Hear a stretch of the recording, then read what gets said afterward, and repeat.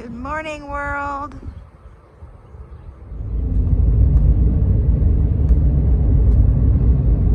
Beautiful.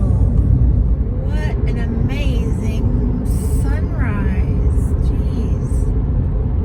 Good morning. I wasn't going to vlog this week, but the sunrise was so amazing that I just had to. I had to. So I got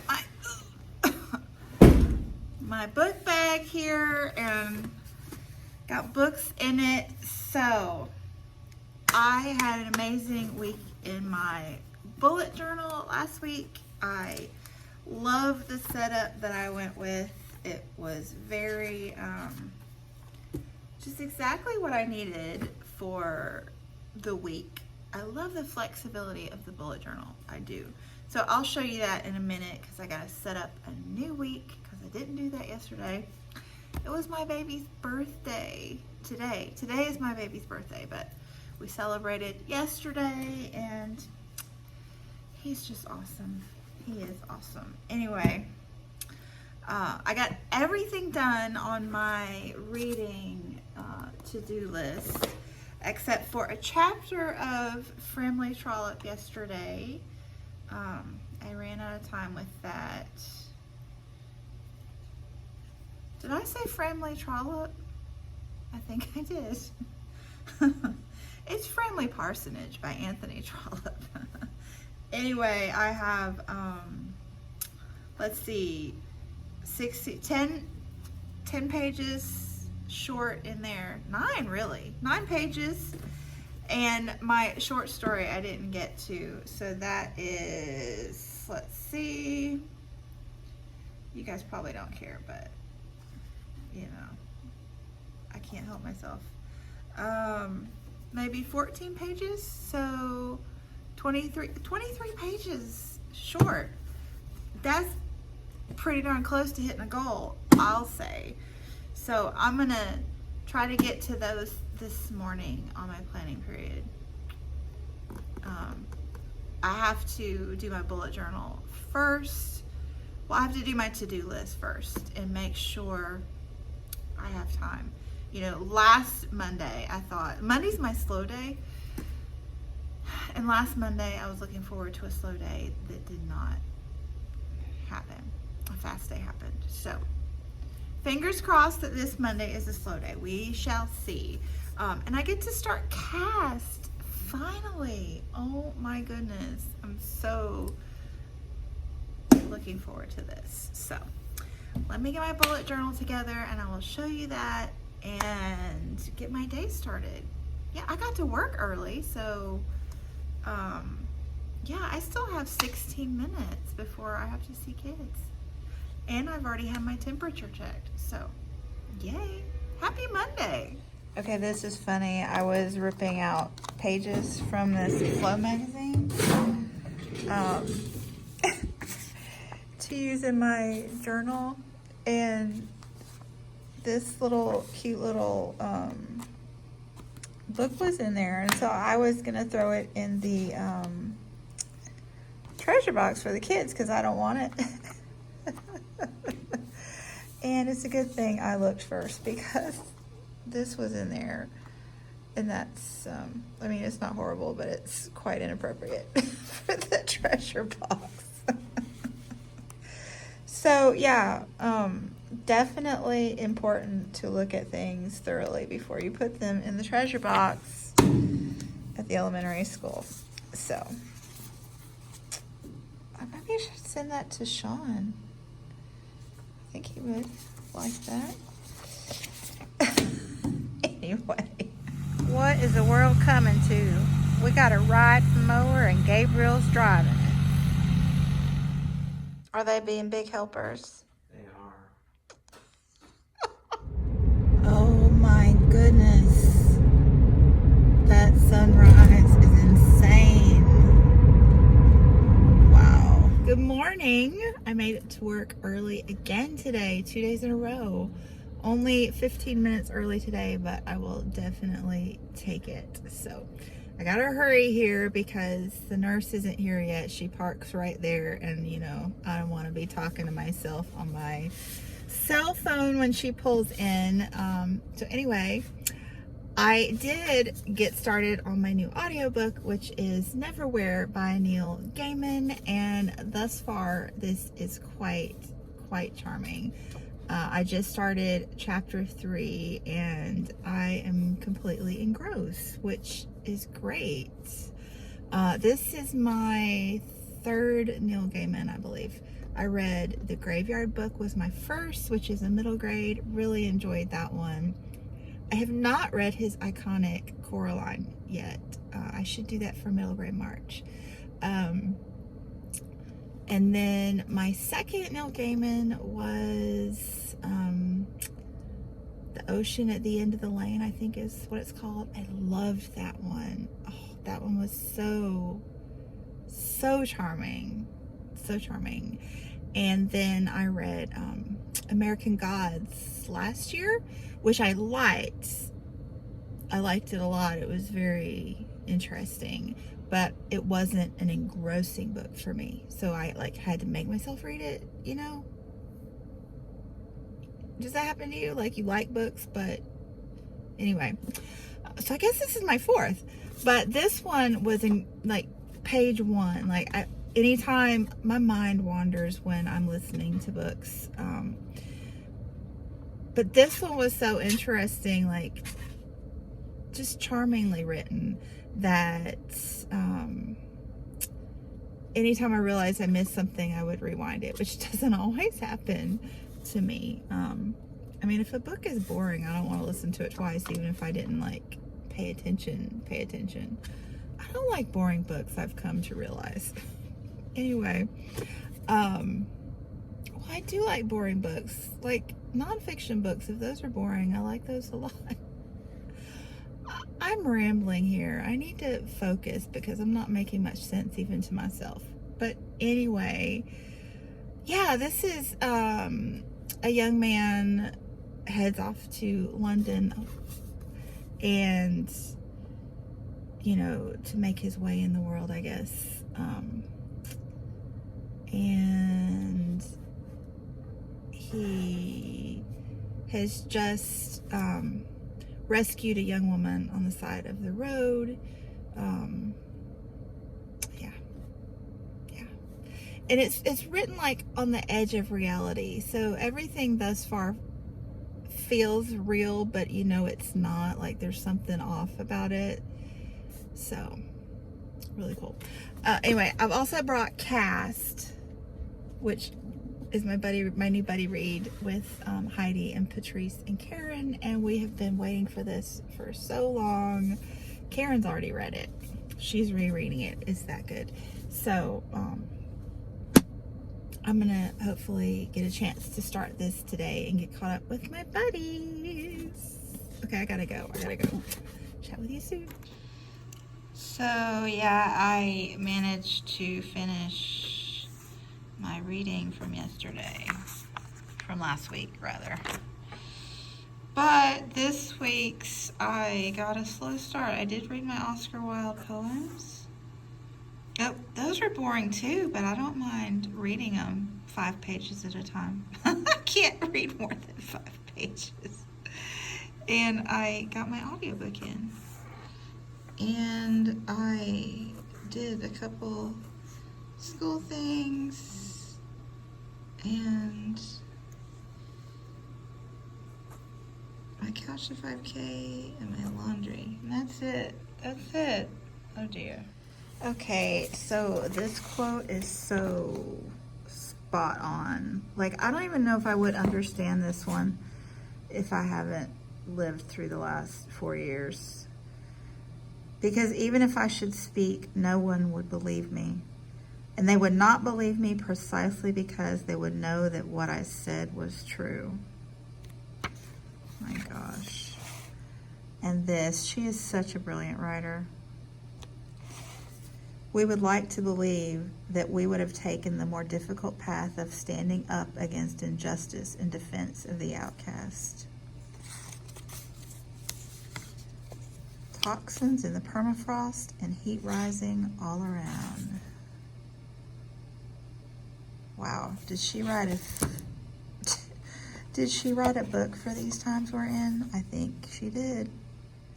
In the haunted summer of 2016, an unaccustomed heat wave struck the Siberian tundra on the edge of what the ancients once called the end of the land.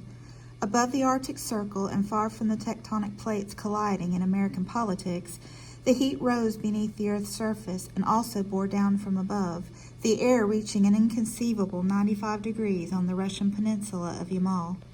Wildfires flared and pockets of methane gurgled beneath the normally frozen soil in the polar region. Soon the children of the indigenous herdsmen fell sick from a mysterious illness that many people alive had never seen and did not recognize. A 12-year-old boy developed a high fever and acute stomach pangs and passed away. Russian authorities declared a state of emergency and began airlifting hundreds of the sickening hurting people, the Nanets, to the nearest hospital in Salikard. Scientists then identified what had afflicted the Siberian settlements. The aberrant heat had chiseled far deeper into the Russian permafrost than was normal and exposed a toxin that had been encased since 1941, when the world was last at war.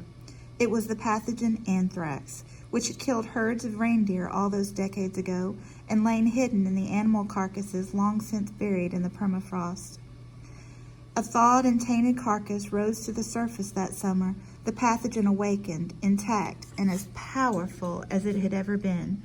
The pathogen spores seeped into the grazing land and infected the reindeer and spread to the herders who raised and relied upon them.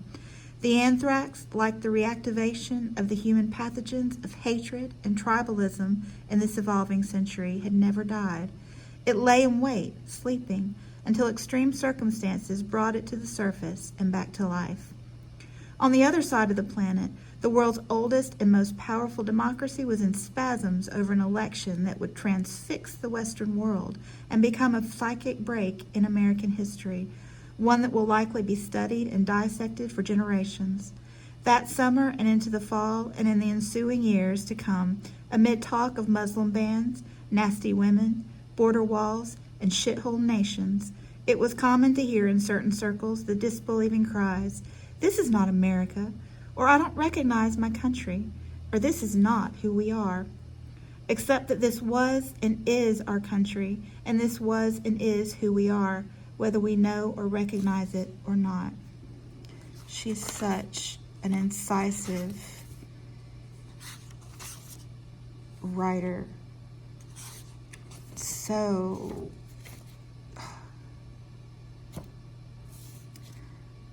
the connections that she makes and the literary power with which she expresses them, just wow. Birthday card from Aunt Teresa.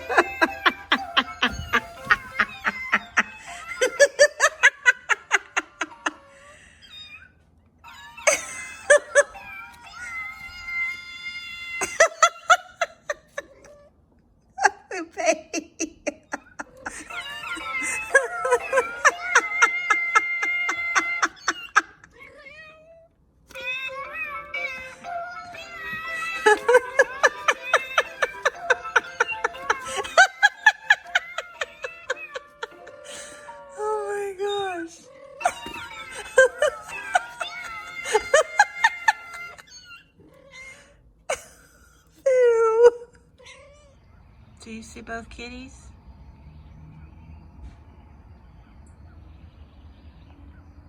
Pico thinks he's hiding, but Mama knows.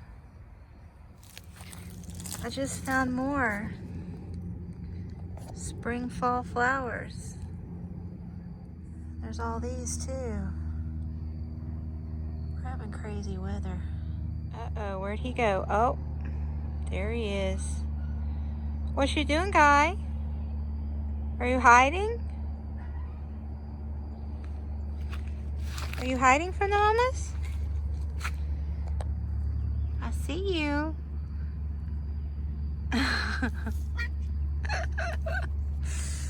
Who's a guy? This is a guy. I brought in a stick with me, apparently. We're done with that guy. So you want to go back outside? He does, but he's not gonna. Oh my word. Oscar Wilde. Bless his heart. Ere the wet seas had quenched that For me, it was Holocaust, everything too that shot self-fed and flame, Back to that Duncan. passionate, It was fun. lusty head. It was a very, very What good is a film. passionate, lusty head? Ere grisly death with chill and nipping so frost much had withered up XP those off this lilies board. white and red. Oh me. Which while the boy would through the forest range answered each other in a sweet antiphonal counterchange. Okay, I'm laughing because lusty head is exactly what you imagine it would be. Licentiousness. So, these dryads, save one white girl who deemed it would not be so dread a thing to feel a sea god's arms crushing her breasts in amorous tyranny, and longed to listen to those subtle charms insidious lovers weave when they would win some fenced fortress, and stole back again, nor thought it sin to yield her treasure unto one so fair, and lay beside him thirsty with love's drought, called him soft names, played with his tangled hair, and with hot lips made havoc with his mouth, afraid he might not wake, and then afraid lest he might wake too soon, fled back, and then fond renegade. Y'all, her new toy. I just didn't know that Victorian poetry was quite so naughty. Dude, look at that one. Oh my. Well, we didn't get too much of a sunrise this morning, but it's still beautiful. I was looking around trying to decide which book to take with me to school today, and I think I'm gonna take Family Parsonage because I realized I'm not getting all my Victober reading in. So, Family Parsonage is going to work, but I also do have American Notes on ebook if I feel the urge, which I may not feel that urge, to be quite honest. I'm gonna have to admit me and Dickens are not, besties. But like looking at the calendar, we are on the 21st today, so I'm running out of days in Victober. So I'm not sure if I'm gonna get to on a Tower this Victober. I did finish Great Expectations. We won't talk about that. And I do want to finish up my Charles Dickens. So hopefully I will get to this little biography, Charles Dickens, A Life. It's really short. It's like 150 pages. And I think Dickens is quite an interesting person. I didn't realize how young he was when he wrote his first book. Like, wow, that's cool. Anyway, I better get to work. Help me? You're too late. I gotta go work. It is though. Uh-oh. I'm scared. You turned it. This is it. We're almost to the end. No. It's the cute kindergarten monster. Oh, Heidi. There's a little friend.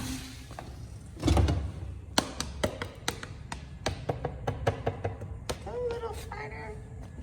Run away. Be free. Where'd you go? There he is. That's a 7-legged spider. Gosh. There's another one. It's the season. At least it's outside, right? Oh. I got a new bookmark from the library. I love it. It's so cozy, guy. It's so cozy. He is gone. That cat can sleep, Gabriel. Are you gonna sleep now? He's sleeping hard. Good morning, world. Oh my goodness.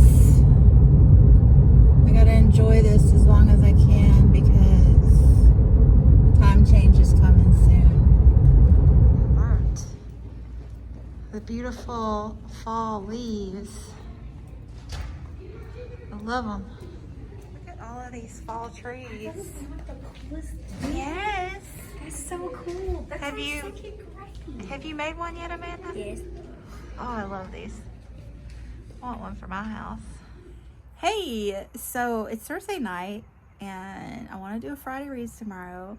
So I need to wrap up this vlog real quick. Yeah, I feel like I haven't had a lot of forward progress this week. I've just kind of been spinning my wheels a bit. And I think that is because, number one, I'm reading a lot of books. So I think I have 7 books on the go right now. And number two, they're more dense, most of them. So either Victorian literature or nonfiction, most of it. So just books that read a little more slowly, naturally. So I'm just reading a little bit here and a little bit there, very steadily, but the forward progress is not very visible. But it's there, you know. I feel good about it. I'm enjoying it.